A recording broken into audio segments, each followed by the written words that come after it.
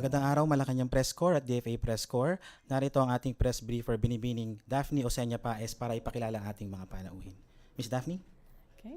Magandang umaga, Malacanang Press Corps at DFA Press Corps. Welcome to our second press briefing this week, where we will be discussing the Switzerland trip for the World Economic Forum in Davos next week. Nagkaroon ng briefing ang Department of Foreign Affairs kanina kay Pangulong Ferdinand R. Marcos Jr. kung saan pinangunahan na ni Secretary Enrique Manalo ang presentasyon at ito ay sumentro sa mga importanteng meetings lalo na sa new systems for investment, trade, and infrastructure. In attendance this morning to present the programs and lineup for the WEF Forum were Department of Trade and Industry Secretary Alfredo Pascual, Department of Finance Secretary Benjamin Diokno, and Department of Migrant Workers Secretary Susan Ople, and of course our Presidential Communications Office Secretary Cheloy Velicaria Garafil.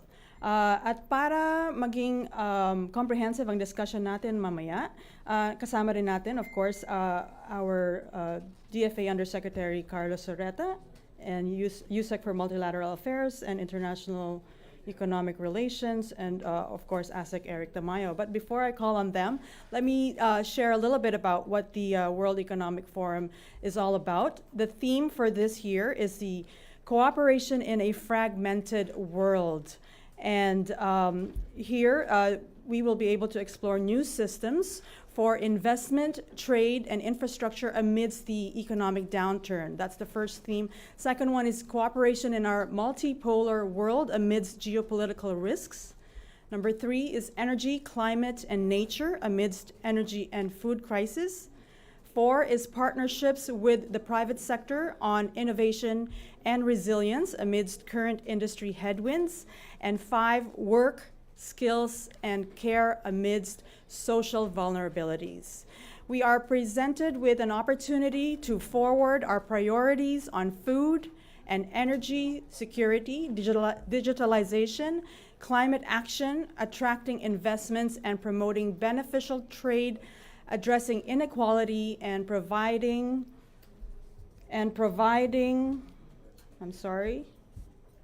accessible social services, and to partner with other countries, businesses, civil society, and other stakeholders to this end, as well as to collaborate with the World Economic Forum on several of their initiatives. So let me call on USEC Carlos Sorreta to please give us a briefing on the program. Good morning. Thank you very much, Ms. Daphne, and good morning, Palace and DFA Press Corps. We're very glad to come here to face you fresh from briefing the President on his trip to attend the annual meeting of the World Economic Forum in Davos. The World Economic Forum remains the premier forum for world and business leaders to get together, to interact, and to address, come up with ideas and plans to address the many challenges and opportunities facing our global economy. The President goes to Davos at a time when our country and our region is recovering well from past challenges, where projections remain high for economic growth in our country and our region. And we have a realization in our region that individual and collective economic potential remains great, and there's a lot of hope and optimism. So it's a good time for our country and representing our country and our region to be in Davos at this time. The President will be the only leader from ASEAN to be in Davos, and he will be only one of 2 leaders from Asia. So he will be in a wonderful position to represent not only our country, but how our own region, ASEAN and the East Asia region, can be the engine of growth for the world economy. We help, so the theme for WEF is cooperation in a fragmented world. What we want to present is that the Philippines in ASEAN and in Asia can be important factors in bringing together the fragmented parts of the world. What we present to a fragmented world because of our great economic potential in our country and our region, is is a promise of progress and prosperity. Is what we offer if we are able to achieve peace in other parts of the world. If the causes of the fragmentation can be addressed, we can promise that once peace is achieved, there will be progress and prosperity. So that's what we offer the world as an incentive for the causes of fragmentation, meaning without needing to get into specifics, conflicts to be resolved. A little more detail. So the president will be leading our economic team composed of government officials and business leaders, and we will present the country's economic performance, which tops growth in the region, before an audience of international CEOs.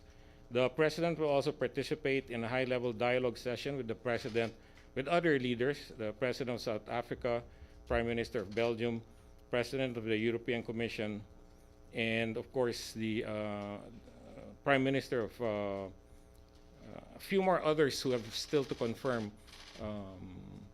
if they will be participating.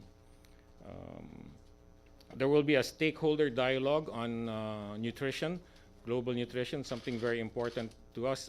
Food security, of course, very important, but nutrition is also very important. There are parts of the world where food is available, but children are not properly nourished. So there's more to food security than just having a food. The quality is very important, especially for children. So nutrition should always go hand in hand with the food security, and the president is scheduled to discuss this issue with other world leaders. He will also have a number of activities on the sidelines, including business meetings, as well as meeting with the Filipino community, not only from Switzerland. I understand that other Filipino community members from other parts of Europe have asked to attend, and of course they will be allowed to attend. So they will be coming in from other countries in Europe to meet the president. We're at 700 now. 700, Eric? We're about have registered and increasing. We hope to accommodate all of them. Through the president's participation, we'll be able to push for our priorities in food and nutrition, in energy security, and as discussed by Ms. Daphne.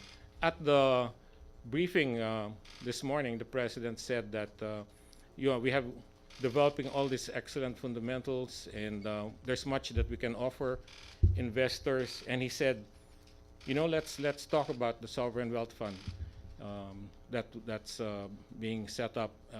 And I agree completely with the president. The World Economic Forum is a great venue to do a sort of soft launch for our sovereign wealth fund, given the prominence of the forum itself and global and business leaders who will be there.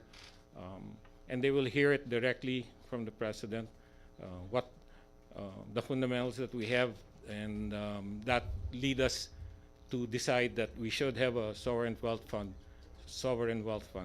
So that's one of the things we're preparing for for Davos.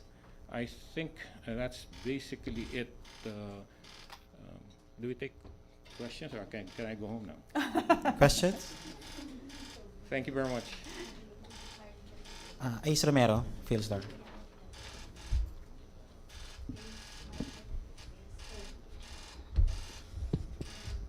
Good morning, Yusek. So how will the president tackle the Maharlika, given that it has not yet secured final approval from Yeah. Congress? Thank you, Mr. Roy. It's really more a soft launch. It's to introduce it. I understand it is evolving. We have the fullest respect for the congressional process and the open hearings that they're having and how to work out the details. But the broad strokes of it, the president has a very, very good grasp of what he wants to achieve, whatever form the sovereign wealth fund finally takes. What's very important is it's an investment in the future, and there's great confidence the president has in the ability and capabilities of Filipino entrepreneurs and local investors even. So it's a very soft launch. It's not a, so don't say that he's launching sovereign wealth fund in Davos. No, it's people do this all the time in fora like this. In my past attendance in WEF, there have been launches. I remember Bill Gates launched some initiatives in Africa in a soft way. It's more to inform the world. And it's really one of the best places to do it. And I have to say, it's the president's idea. I regret I didn't even think about it. I He's just want to also add to that, that at the meeting, the president had reminded all of us that World Economic Forum is an economic forum. So it's the time for the Philippines to, since we're at the world stage, to let them know what our country is doing in terms of being ready and attractive for investments. And that's what was discussed this morning. Questions? Pia Gutierrez, ABS-CBN. Sir, will there also be a chance for the president to hold bilateral meetings with heads of state who will be attending the forum? Thank you, Mr. Chair. Yes, he will be interacting in many of the events, panels with global leaders. I'm sure there will be downtime. You have to understand, WEF is there's 270 events squeezed into 5 days. Some very specific sectoral events. So one-on-one bilaterals might be difficult because it's hard to, because all the leaders are either leading opening sessions or are panelists. The opportunity for bilaterals will be when he's there sitting beside, for example, the President of Prime Minister of Belgium or the President of Korea. So, but a typical sit down, it's not that kind of meeting. It's not like APEC or ASEAN. It's a different dynamic altogether. It's really a bit different. So the bilaterals will be mostly when they're in the same room together. And he has expressed interest. He is a very focused person. He has said, I want to talk to this guy about this. I can't mention specifics, but I will, when I bump into him, I'm going to tell him this. And we're preparing all the talking points, not just with the global leaders, but also heads of financial institutions that he wants to meet. So yes, there will be talks. I wouldn't characterize it in terms of the bilateral that we're used to, like in ASEAN or APEC, where they sit down in a room across the table. It's a bit different. Thank you. Okay, Michelle Gilang, Daily Tribune.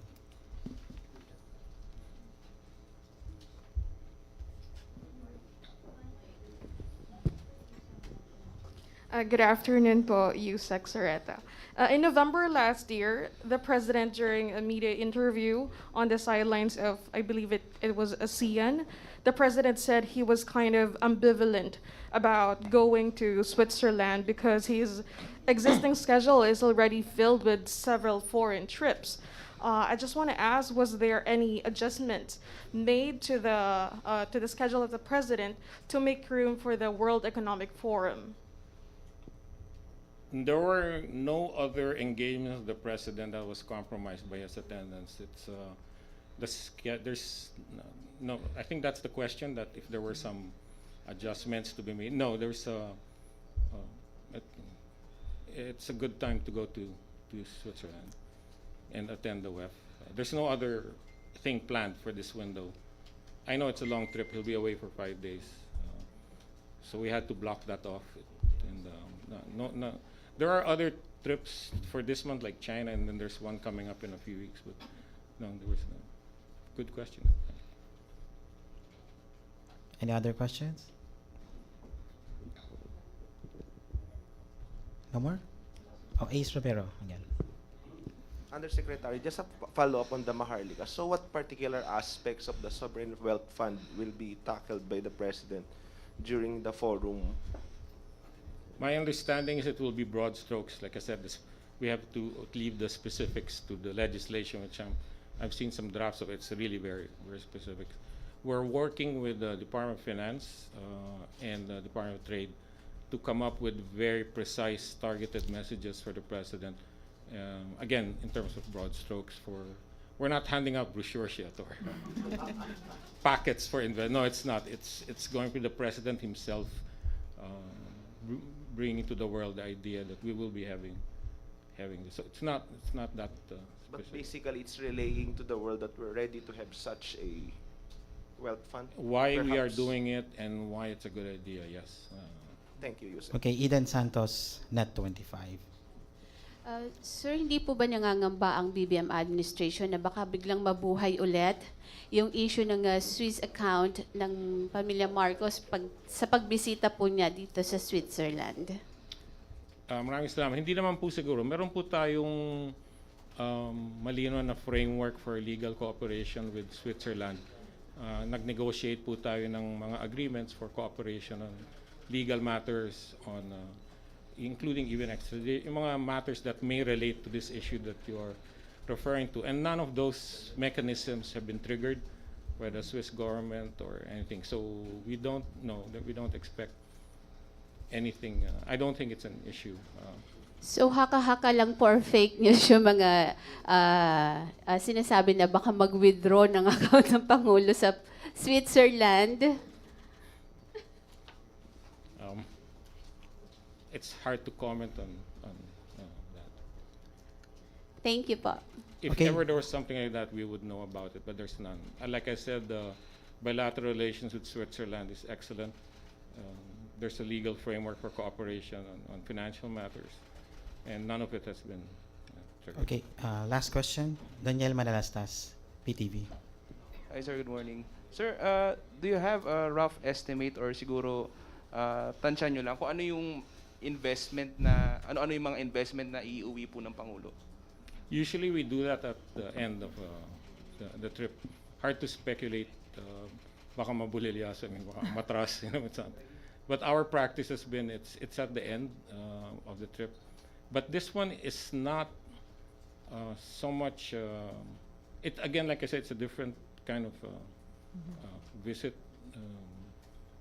I'm sure we will be able to quantify to some extent, but that will come at the end.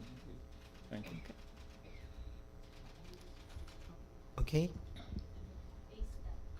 Sir, are we okay to accommodate at least one question? Yeah, sure. Pia. I mean, Sir, this is not connected to the trip, pero just want to ask for the comment of the DFA on the statement of the Ukrainian Sergei Defer that they have been asking the DFA for a phone call between Ukrainian President Volodymyr Zelensky and President Ferdinand Marcos Jr. since June 2022 pa, since the president has been elected, pero it has yet to be accommodated. Can you comment on this, sir? first of all, we don't really appreciate when these things are done. Ukraine is a country we have a good relationship with, but when matters like these are vented by representatives of another government through the press, it's not something that we appreciate. And I think I'll limit my comment. If he wants this to happen, he has to. We have to discuss it. These things are arranged. Talking points are discussed. There's pre-discussion. It's not good diplomatic practice to be doing it the way he did. I think I'll leave it at that. Thank you. Okay, our last question will be from our DFA reporter, Joseph Pedrajas. What is expected to be achieved during PBBM's trip, like investments, lobbying, national concerns? I'm sorry, I didn't, the last part. Like investments and lobbying, national concerns. Lobbying. Oh, yes, I think Ms. Daphne pretty much covered it. Yes, he will be meeting with global leaders and global economic leaders, and he will be engaging them, discussing how to bring together a fragmented world. It's really a complex issue that's facing the leaders in WEF. There are opportunities to, you see there's a broader agenda in WEF. You're trying to solve global problems and promote global growth. But of course, we have our own agenda also to promote the Philippines, and he will be doing that. And like I said, the assessment probably should come after the visit. But the WEF is really designed for global leaders to get together, to tackle together in a cooperative way global issues. But doesn't mean we shouldn't promote our own interests, which we will. Thank you. Okay, thank you, Yusek. Ms. Daphne? Okay, I think We thank you so much for being here, and thank you for all the questions. And thank you, Yusek Carlos Soreta and ASEC Eric Tamayo. Maraming salamat, Malacanang Press Corps at Thank you. DFA Press Corps. Good Have a good afternoon. Thank you. Now you can Thank have your you. lunch. Oh, yes. Thank you, ma'am. Good questions. Thank you.